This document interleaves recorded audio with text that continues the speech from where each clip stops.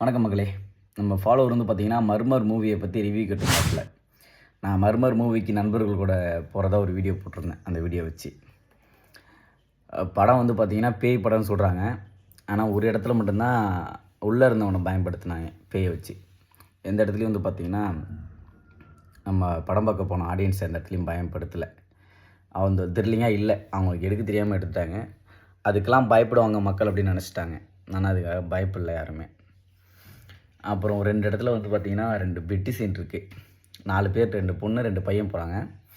அவங்களுக்குள்ளே ஒரு பெட்டி சீன் வச்சுருக்காங்க படத்தில்.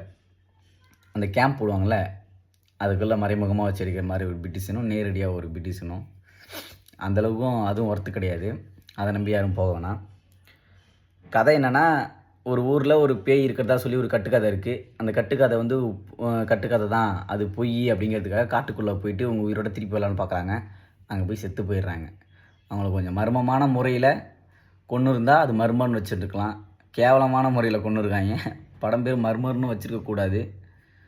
இல்லை, நான் போவேன் நண்பர்களோட போய் என்ஜாய்மெண்ட் பண்ணுறேன், படம் கலாய்க்கிறதுக்காகவே போகிறாங்க, தேட்டரில் உட்காந்து கலாய்ச்சி நாங்கள் என்ஜாய்மெண்ட் பண்ணிப்போம் அப்படின்னா போங்க.